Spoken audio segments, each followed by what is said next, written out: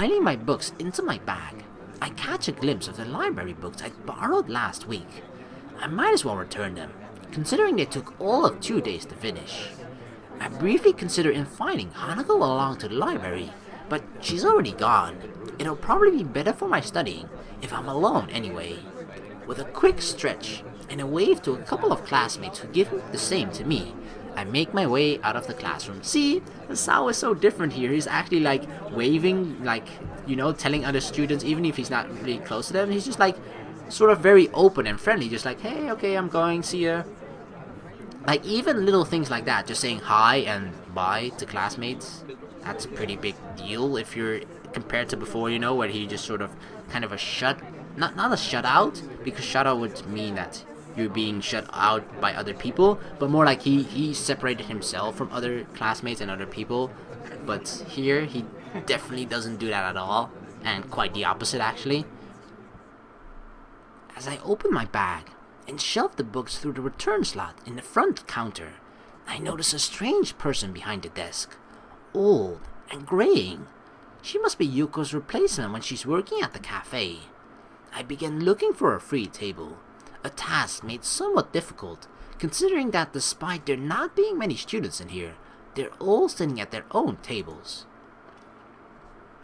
Noticing a familiar head of hair, I walk over to one near the braille section. Or what was it? God, didn't I... Okay, I gotta do this again. Braille.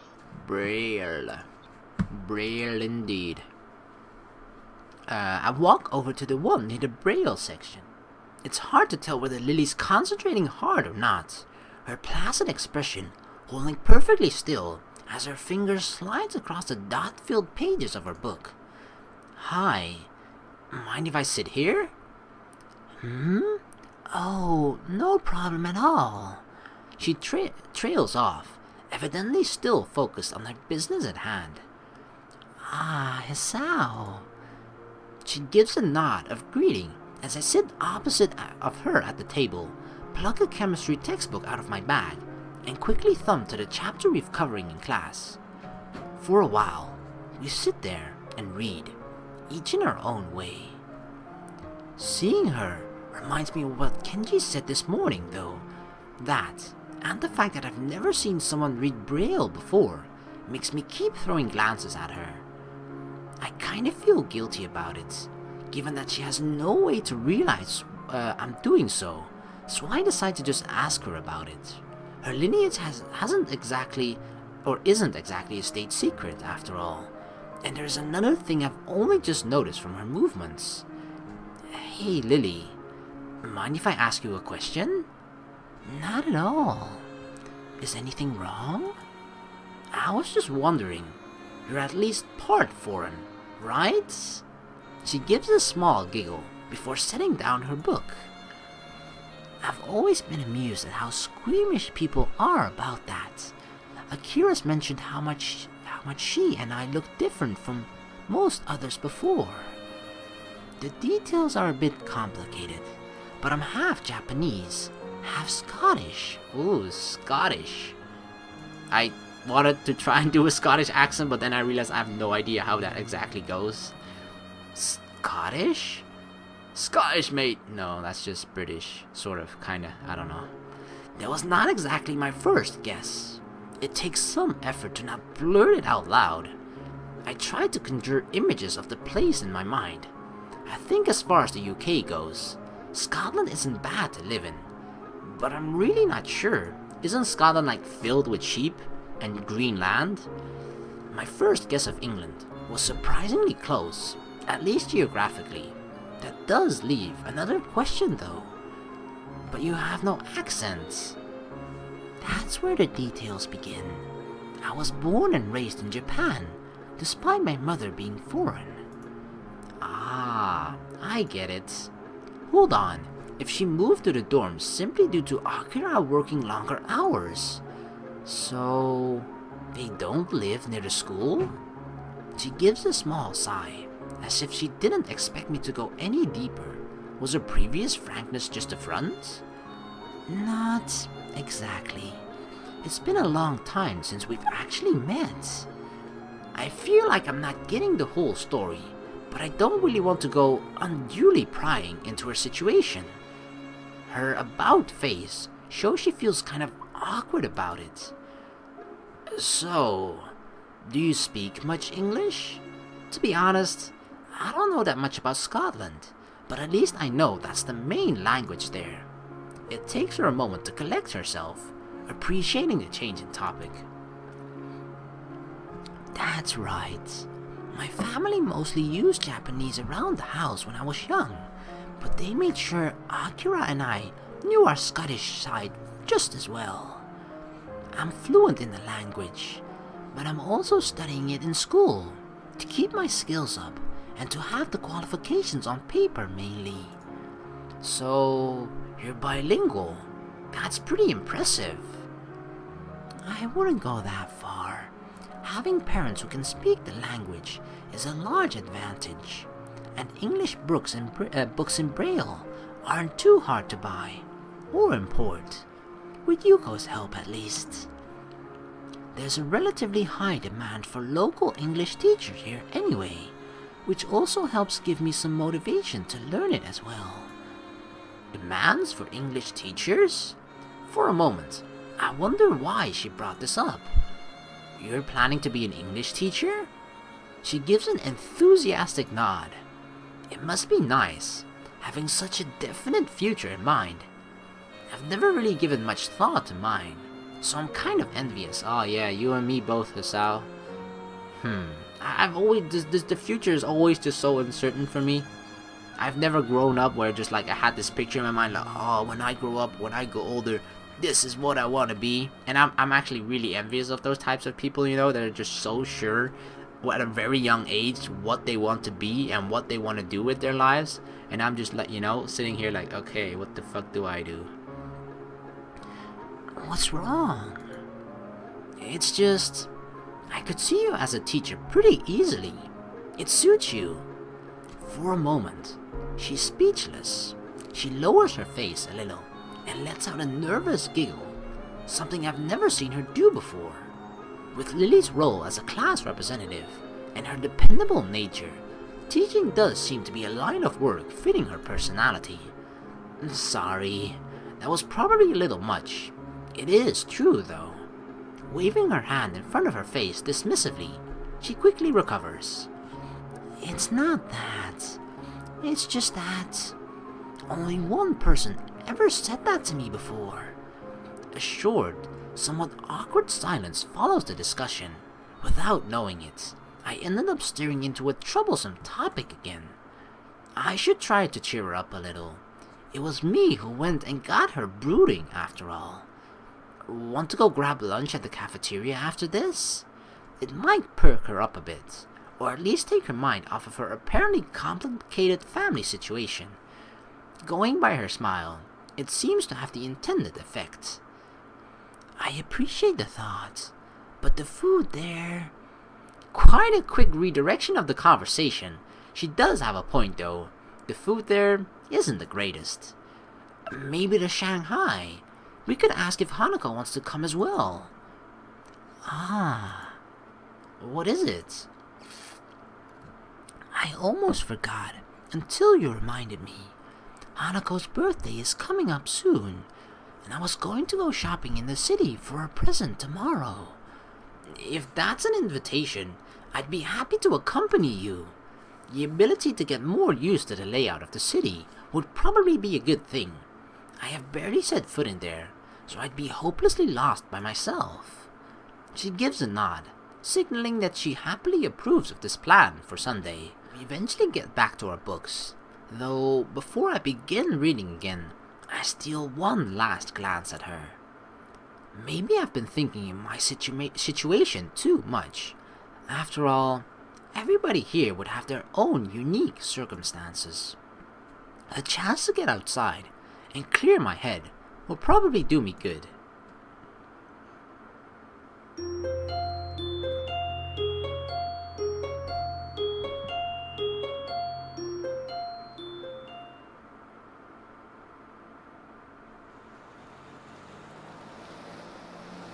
Bored of standing in place and watching the television in a window shop, I pull myself away from a tacky display with little effort.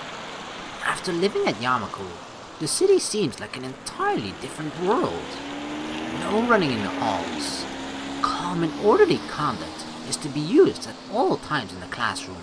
Students are to exit rooms after checking both directions for oncomers.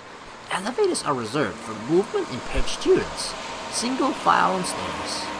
Compared to such strict, almost regimental standards, the city's shopping arcade might as well be a strange country. While the school may have its fair share of hustle and bustle during the festival, the outside world is much different. It's strange. Having lived in a metropolitan city before my accident, this should feel more natural than Yamaku and the surrounding town ever could. Yet it feels foreign somehow. The elevated walkways and tall buildings, each adorned with billboards taller than any three people, don't do anything to distract me from the passing crowd's reactions. Lilly keeps one hand on my shoulder, the other holding her cane, which taps the ground with a metronome-like steadiness. Looking over to her, that neutral smile of hers still holds. Aww. She actually looks awesome in regular clothing, rather than her uniform. Having only seen her in school uniform, I'd not have recognized her as she sat on her bench waiting for me to come, if not for her cane propped up against it, and her distinctive hair. I can't tell whether they're glancing at me due to her height, her foreign looks, her obvious blindness, or all three. Not that any of those would make the situation any less comfortable than it is. Do you have any ideas of where to look first, Hisao? Her soft voice breaks me out of my line of thoughts. I can't imagine that she's failing to notice the attention she garners, but she seems unfazed by it. She's probably just used to it, right? I mean, we don't know how long she's been blind for, but at a certain point, if you go out in public, and it doesn't seem like she is shy about it, right? And if you're comfortable around it in a safe environment like Yamaku, where most people are set up to be comfortable about the limitation or the disability that they have, you also sort of gain more confidence to not be ashamed of it or scared of it, or just, to just be yourself as you are in public as well. I get the feeling she's the type to enjoy walking outside, so she might be used to it by now. Not really. This is my first time in the city, so I've got no idea of where to go. She furrows her brow in thought, planning a route for us to take, and, come to think of it, a way to communicate it. Something I've noticed in the time I've been with her, is how, when deep in thought, she lacks close to any form of body language to show it. Her expression may change, but not a hint of movement shows. She seems to have little in the way of sweeping physical gestures in general, though, so I've assumed it's part of her reserved nature. Is there any large electronics store near here? I take a quick look around, mostly finding clothing stores. After a few seconds, I notice a store with a bright blue sign some distance away that fits her description. Yeah, it's just a bit ahead of us. Should we go in that direction? Thankfully, it's just the information she needed. With a nod, we start off and head towards Lily's unknown destination, landmarks being our guide. Here you go, 1 vanilla, 1 chocolate.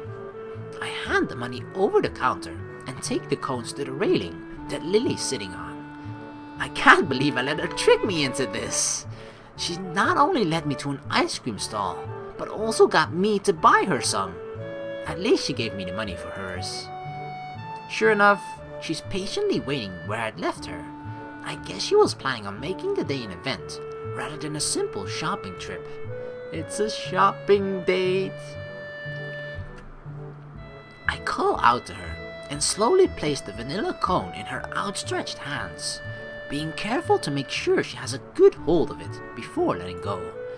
At least her tastes are very normal. I was worried she'd ask for some weird flavor, like when she asked first. Here's the change. It's okay. Keep it. I moved to protest, but realized the futility of doing so over such a small amount. I slipped the coin into my pocket, supplementing my meager allowance ever so slightly. Cha-ching! Yeah, 5 cents or whatever we earned from this. Lily shows no signs of wanting to get up, so I take my seat beside her and start eating my own ice cream. The summer weather's nice. Hopefully it will hold out for a while. You too? I'm beginning to think I'm the only person who prefers winter. I contemplate her statement for a long moment. Yeah, I think you might be. It draws the intended reaction. She's cute when she's pouting. Still, I can't really imagine what's so good about winter. You can't go without bundling up, and you still freeze anyway. I used to live further north, where there'd be plenty of snow to play in, so it's a little nostalgic. I don't like the heat very much.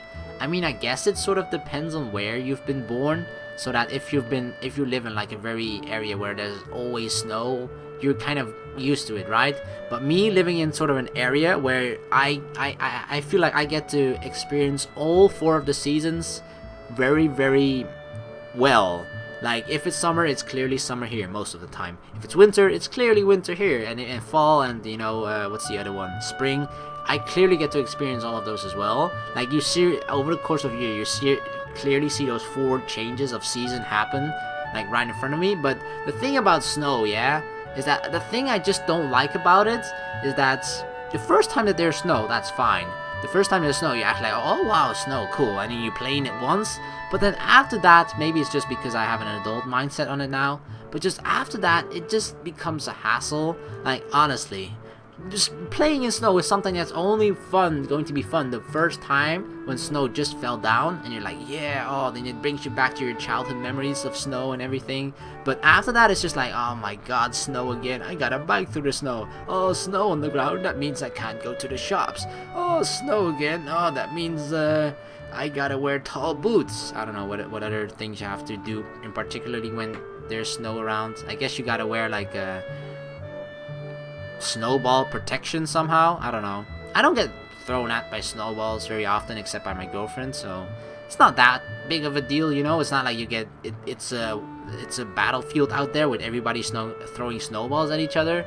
But yeah, for some reason I'm not the biggest fan of snow. At least it's fun for one time. That's all I gotta say about it. At least you can wear a skirt, so don't complain about that. She gives an amused giggle as we both get back to finishing off our already melting cones. I idly sit and watch the crowds going by as we eat, catching bits of pieces of conversation. Looking to Lily, I see her dutifully licking her ice cream from top downwards, blissfully unaware of the fact that it's beginning to melt. It's melting. Where? Down a bit? She lowers her mouth from the top of the cone, but has no idea exactly where the ice cream's dripping. What follows is a game of guiding her left and right until she finally finds it. To any onlooker, it must seem absolutely bizarre. A girl with her eyes closed, turning her cone over and over as the guy next to her gives instructions. A strange variant of childhood blindfold games, maybe. In good time, we finally finish our treats, and while away, the time conversing casually. Caught mid-sentence, Lily perks her head in her trademark manner. It's an unmistakable sign that something's caught her attention. What is it? Is Akira somewhere over there? I think I heard her. I raise an eyebrow as I look in the direction she's facing, someone doubtful of her ability to pick out Akira's lone voice in the din. Sure enough, though, a blonde girl in a suit can be seen through the tiny gaps between people, walking every which way. Dang, she has like super hearing. I raise a hand and wave, trying to catch her attention. Sato! Hey, Sato! She stops in her tracks and looks towards me, evidently noticing my calls. As she does, I notice someone walking beside her. I can't get a good look at whoever it is though, before the two begin walking towards where we are. As they reach us, Lilly and I stand and dust ourselves off. Akira? Hey, you two. Oh, who's that? She nods towards me, a gesture which I quickly return. My gaze shifts towards the young girl next to her, and our eyes meet. As they do, Akira plops a hand onto her head, a move which doesn't seem to faze her. Is that her girlfriend? Is she Yuri? Oh, that would be kind of awesome. Like, Akira kind of looks like a guy, but she is a girl, so, you know, therefore, it probably fills a lot of Yuri fantasies in a way. God damn it, Kindred Spirits on the Roof just has me so obsessed about the entire topic that whenever I see two girls together, even in real life, I'd be like, what if, you know? So, I mean, the girl on the right though, I mean, it was said that Akira's the younger, older sibling, so, and she's in a uniform and a suit as well, so she's definitely gotta be working. So she's gotta be way older than the girl right next to her, and it almost seems like they're holding hands, right? I mean, the text is kind of above it, but if you look at it really closely, it almost seems like they're holding hands. Wait, I can actually use this technology, right? Hold on to your pants. Bam! Where did the text go? I have no idea. Right, now let's zoom in. They're almost somewhat holding hands. Okay, not really actually. The girl on the right, her hand is right behind hers, but still, like the way Akira has it, just the way that she has her hand like that, could be that they were holding hands before, but the girl on the left is kind of, or on our right, on Akira's left, with the, okay, we're just gonna call the girl with the blue hair. Oh, is it green? God damn it, blue-green hair was a little bit shy and let go of her hand. I don't believe we've met. What? Oh my god, what? When I read the name of this person, I was like, what? So I automatically started talking in the Hideaki voice because, you know, no one but you. But like, what? Hideaki? Oh my god, what is going on? Is this like a crossover? Am I being trolled right now? Katawa, no one but you, Shoujo. That didn't make sense, but you know what I mean. What the heck? Not that this person looks like Hideaki at all, but the name suddenly just like came as a surprise and I just went on autopilot for all the videos that I recorded from No One But You. Oh my god. Okay, so I guess a girl voice? Is Hideaki a unisex name then? Both girl and name? Both girl and guy name? I don't believe we've met. I'm Hideaki. Pleased to meet you, Hisao. A guy's name, huh? Guess I just dodged a bullet there. He bows, somewhat restrained, by Akira's hand being on his head. So it's a guy? What? Really? She looks a lot like a girl, and isn't that... I'm pretty sure that's like a girlish uniform. Okay, could it be that they're actually, you know... Akira is a guy, or a girl? Oh my god, see, even I'm confused right now. Okay, let's get this totally clear. Akira is a girl, but dressed like a guy. Maybe that's just a sort of a fad, a thing, a fetish for people. And Hideaki is a guy, but dressed like a girl, so they like to cross-dress? I don't know. Oh, Hideaki's here too? Are you well? Akira's been taking very good care of me. Thank you. Akira grins as if to affirm the point and rubs his head hard, dragging it around a circular motion. His dreary face during this is somewhat amusing. Uncle's out on business again, so I'm just taking him around town for today. I'd have preferred to be spending a day on a date with my boyfriend, but... Hideaki gives a cough to try and redirect Akira's thoughts. As he does so though, I find mine wandering. They're related? And further, as first cousins? I suppose that explains why she's taking care of him in any way. Come to think of it, Hideaki, how did you know my name? Akira told me. Being Yamaku's student, I suppose you're disabled in some way. Not everyone in Yamaku's disabled. Yeah, exactly. Like, take the teachers, you know? They're not disabled. Besides, Muto being a drunk. Which I only learned a handful of days ago. I give silent thanks to Shizune and Misha for their stream of information about how the school works. Because of them, I found out that since the school will accept practically anybody suffering from non-mental disabilities, it doesn't discriminate against healthy people either. It seems unlikely that many in good health would enroll there though. While the standard of education is pretty high, it's extremely isolated and very much focused on helping disabled students. You're dodging the question. Damn, he's sharp. Before I can say another word though, he decides to take a stab at it himself. If I were to call it myself, your heart? Dang, Akira. Oh no, I mean Hideaki. Akira looks mildly curiously at me. Her interest piqued as well. That sure was a lucky guess. How did you... You show no missing limbs or deformities, so external disabilities are out. Huh? What if I had 6 toes? Huh? Did you ever think about that? Considering the lack of any strange mannerisms, it's also unlikely that you'd have any mental disability. But Yamaku doesn't take mentally disabled students. I know. Leaving that aside, the only possibility left is that of internal disabilities. I don't know which one you might bear, so I guessed. Correctly as it turns out. And your reaction confirmed my guess. More than a little bemused, I look at Akira. She grins and shrugs, obviously taking some enjoyment out of her partner's deductions. She's sharp, yeah, but more than a little unsympathetic. Logical, but lacking in tact. His attitude reminds me of Shizune, in a way. As to his looks, oh my god, now that you mention it. Could it be the male Shizune? May I ask why you're staring at me? Surely I'm not that unusual as a specimen. Does he not know how unusual he looks?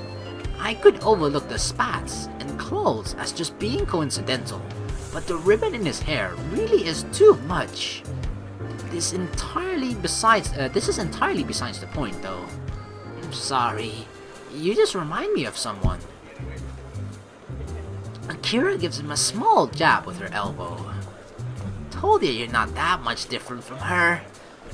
He coughs into his hand to try and maintain an upright and serious demeanor. I see you've met my sister then. Perhaps my full name might help you. I am Hideaki Hakamichi. You're probably thinking of my sister, Shizune Hakamichi. What? Oh my god, does that mean that means that Lilly and Shizune are actually related, right? I mean, if Hideaki and Shizune are brother and sisters, that means they're on the same level of, of being related to Lilly. And Lilly and Hideaki are first cousins to each other. So Lilly and Shizune are first cousins to each other as well. What the frick? Oh my god. Now this is the biggest plot twist in a while. Not necessarily plot twist, but just like revelation, you know? Oh my god. What the... Lilly and Shizune related. I never would have guessed. Ah, so he's Shizune's brother. Wait a minute. If Hideaki is the son of Akira's uncle, and Shizune is his sister, then that means that Lilly and Shizune's fathers are brothers-in-law. Therefore, Lilly and Shizune are first cousins? Lilly groans in an uncharacteristically unrestrained manner. The reaction earns an amused smirk from her sister. The enmity between the two just took another meaning. I had thought it simply because a matter of difficulty of communication between the two, but a family feud made things much more complicated. You can choose your friends, but you can't choose your family. She gives a half-hearted shrug. She mustn't give as much weight to the two's conflict as I do. Well, that's how it is. What are you up to anyway on this fine day? We're shopping for Hanako's birthday presents. The day will be coming up soon, so this is the last chance we'll have before school starts again for the week. Akira makes a strange face, as if Lilly had just said that the sky wasn't blue and the clouds not white. Isn't her birthday on the 10th next month? Yes? Why? Is something wrong? Akira's face seems to collapse, an utterly unbefitting expression for someone so rowdy and headstrong. The folks didn't call you yet? As Lilly shakes her head cluelessly, I look at Hideaki to see if he knows anything about this. A simple shrug is his only answer. For a moment, Akira ponders what to do before smiling once again. The fact that she can hide her emotions so quickly and effectively is unsettling. Hey, shorty. I'm sorry, but could you hang out with Hisao for a while? Oh my god, awkward. Awkward when you're being forced to like interact and hang out with a person because you're the two people that are on the side, you know? Because obviously the clear people that are here talking and actually, you know, engaged in the conversation is Akira and Lilly. I'm kind of, you know, adding to the conversation sometimes a little bit, but now they want to talk on their own, and then I'm being forced to just hang out with Hideaki here? Oh my god. He nods and waves her off, Akira placing an arm on Lilly's shoulder as he guides her away and out of earshot. Oh my god. I mean, with every single route, there seems to be always trouble with characters, right? It isn't just the rainbow and sunshine routes that you're going to experience. It's just that every single route or story has to have trouble, right? Therefore, it also feels rewarding at the end when you get the good ending because you've overcome all the struggles and problems from earlier. But it feels like most, if not all, of the troubles that we're going to experience with Lilly is going to be family related, because they seem really kind of. It seems a sensitive area, like both Lilly's family, and now that we know that she's related to Shizune as well, I'm not sure how much impact that is going to have in this route, like how much we're going to be seeing Shizune and exploring the sort of, you know, feud that they have with each other despite being related. But yeah, that's definitely set up for a lot of trouble in the future, and we'll probably find out about that in Act 3, Act 4, and all that stuff. And so, I'm alone with Shorty. So, nice weather, isn't it? Great. The default conversation. If you don't know what the fuck to talk about the weather. It seems so. I guess they dumped us. Indeed. What a partial attempt at small talk. I've got no idea of how to talk to this guy, and his robotic responses aren't helping. Blood and a stone come to mind. Without another word, he begins to rock his feet in an obvious gesture of boredom with his discussion. He really is like a little kid, despite his serious demeanor. Suspecting the conversation over, I decide to accomplish what I came here to do in the first place. I'm going to go search for a present. Coming? Not much else to do. In a little while, we come to a small shop besides a convenience store. For once, the store windows aren't filled with electronics and computer games, but dolls, stuffed bears, and all manners of wood-crafted oddities. Othello's Antiques? An antique store?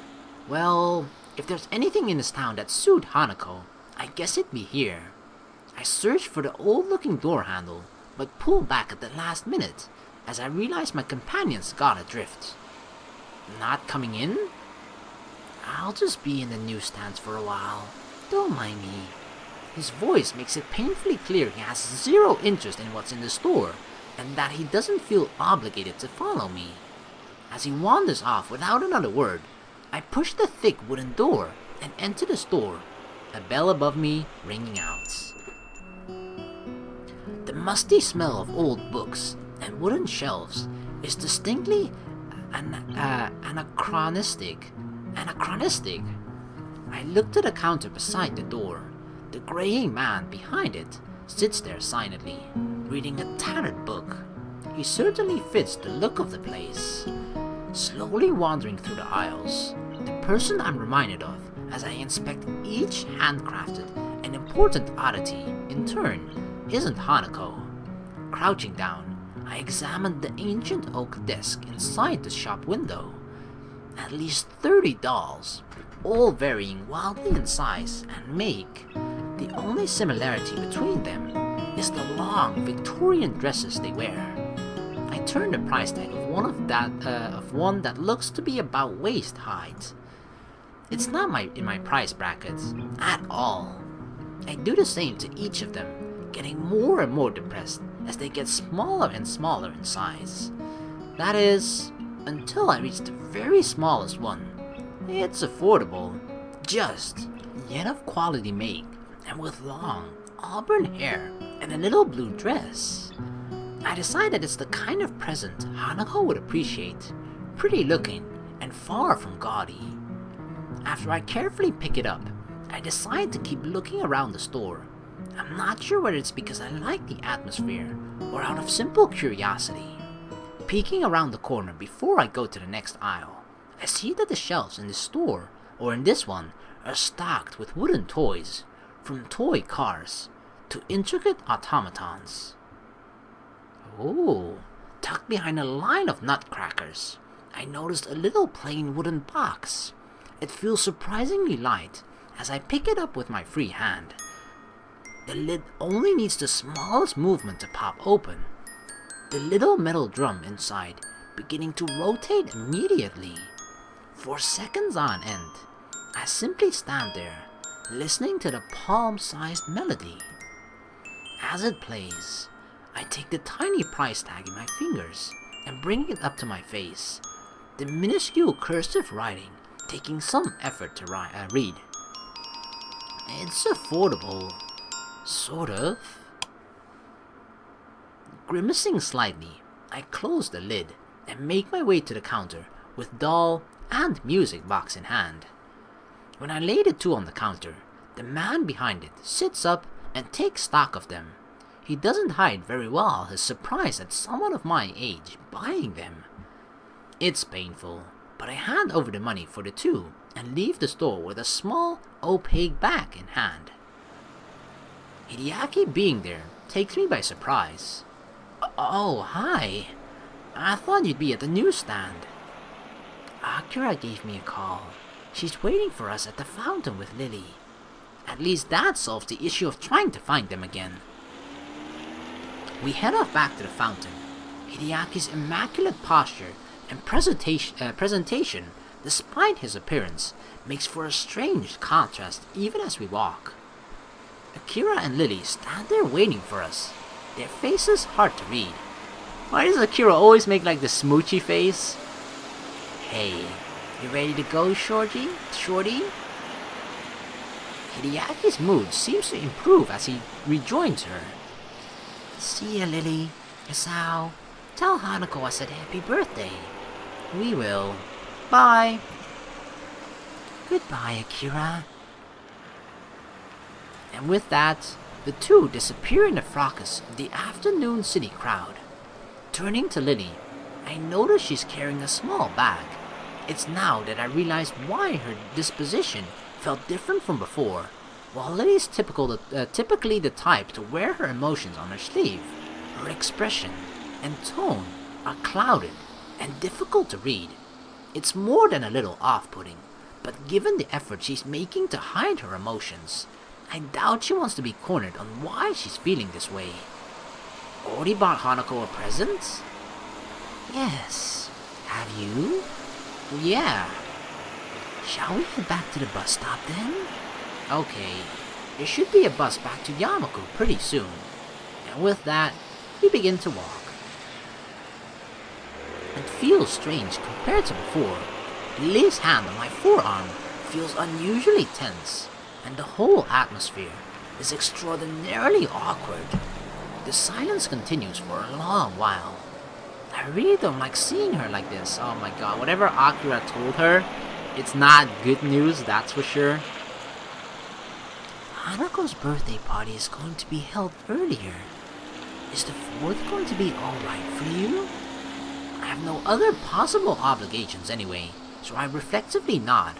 Only afterwards do I remember that doing so is pointless, and quickly answer so by speech. She tries to collect herself, a task that looks almost pitiable in how plain it is to see how distant her thoughts are. Sorry, Hisao. You said the bus would be coming soon, right? That's right. But now that she says that, I have an idea. Actually, do you have anything to do later today? I don't believe so. Why do you ask? This is the point where I'd normally take your hand and rush you somewhere. But even without that, you'll have to trust me, okay? I take her hand and gently lead her on, her distant face replaced by one of mild surprise and curiosity. Where are we going? As the waitress sets the cup of tea and cup of coffee that I'd ordered onto the table, I thank her before she takes her leave. Truth be told, I really lucked out in finding this cafe. I didn't really know where I was going. Rather, I was just looking for any cafe that looked relatively nice. Having managed to recover a little, Lilly tentatively sips at her cup as I take a long gulp of the coffee in front of me. As I hoped, her face lights up as she realizes what flavor it is.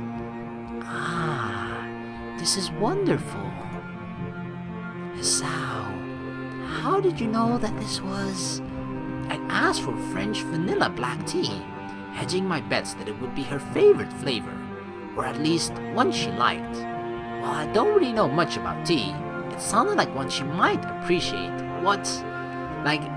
The thing is, I don't know much about tea, except that, the tea that we have at home, but not like there are tea enthusiasts that know, every specific flavor that there is, American chocolates, green tea. I just said something that's completely the opposite of French vanilla black, but I just named something, right? But French vanilla black wouldn't be the first one that comes to my mind when I think what tea would Lilly like? Especially when it comes to that she's from Scotland. Anyway, it's nice that she can sort of just be cheered up kind of this quickly. On the basis of her liking vanilla ice cream, a tea connoisseur, I am definitely not. Okay, that's a really smart, that's something I didn't think of. That she liked vanilla ice cream, therefore she might like some sort of vanilla flavored tea. It was a lucky guess. You really like tea, don't you? She puts her teacup down and gives a tiny nod. That familiar small smile thankfully perched on her face once again. Drinking tea is calming, I think. I'm actually kind of laughing at myself because I think I mentioned it in one of the videos before where I sort of when I try to do the voices for characters, I kind of get into the just the small little things that make me into the mood of the character, Like, for example, with Kenji, I really throw my arms around like a crazy guy because that's just how I imagine Kenji would be like. And with Lilly, I actually find myself that sort of to get into character and to try and do her voice well, I sometimes actually close my eyes while talking. I don't know why. I'm pretending to be blind as well and therefore channeling my inner Lilly to hopefully be able to talk somewhat in a voice that might represent her well. With the amount you drink, are you sure you're not addicted to it? Caffeine addiction's pretty common nowadays. Did I ever say I wasn't? She lets out a giggle as my head drops. We all have our vices, I suppose. There are worse things to be addicted to. French vanilla black tea, huh? I'll have to remember that. For a while, we both silently drink. It's comforting to have someone like her nearby in such new surroundings, even if it's just the two of us sitting in silence. I begin to wonder if this feeling is the same for her, until she sets down her cup. Hisao, do you mind if I ask you a slightly odd question? That depends on the question, I guess. I was wondering, what is your favorite color? Everyone has one after all. I almost reply before realizing why the seemingly mundane question is actually quite strange, because you probably won't imagine that she can see color. My favorite color? But she gives a pouting look, wanting me to answer anyway. While the answer seems unavoidably wasted on her, there isn't any harm in giving it. I always had a thing for green. I'd say that's my favorite. Green, is it? What things do you think of when contemplating that color? I suppose grass fields, trees in summer, the army as well, with camouflage. Men always seem to like the military. But that sounds like a nice color. A very nice color. She nods her head a little, as if approving of the choice. Considering how foreign the concept of color is to her mind, labeling it by association seems reasonable enough. If everyone has a favorite color, then what's yours? White. I'm told that's the color of snow and of ice cream. You're no better than me. If you only like the color because of a favorite food, I guess white is nice too, though. And speaking of colors, it'll be getting dark soon. Let me help you up. Lilly offers her hand, which I take in mind to help lever her up from her seat at the table. Its softness, compared to mine, takes me off guard, as I'm really not used to such casual contact. It doesn't seem to bother her at all though. While it seems obvious why, it feels like just one more ladylike aspect to her. As her hand moves to her pocket, I quickly cut her off. Don't worry, I'll pay for this. Oh, thank you, Hisao. She gives an earnest smile at the gesture, a reward much greater than that of her words. By the time we step off the bus, it's well and truly dark. We make our way up the hill in silence, both of us behaving a little awkwardly, probably because of the day's events. While I'm still concerned over Lilly's withdrawn nature after meeting her sister, the fact I managed to cheer her up even slightly feels like a personal victory. But it feels like the air between us has changed. Maybe it's only a bit, but it's something I don't think either of us realized before. That was a date, wasn't it? It was. That doesn't elude either of us, the question's answer being so self-evident as to be rhetorical. Awkward as it may be, I don't think this feeling is bad. In fact, quite the opposite. I don't know what it is. I certainly can't be sure, but it feels like something a little more than friendship. Understanding? Empathy? Searching for words to adequately describe it is difficult. Nonetheless, would you like to do this again, Lilly? Without shopping for presents. The tentative question is met with the same look from Lilly as before. Her pale skin makes the rosy tint of her cheeks just slightly more noticeable, and her face, though still pointed to the street ahead of her, lowers just a little. Okay. Oh yeah, we in there. Second date confirmed.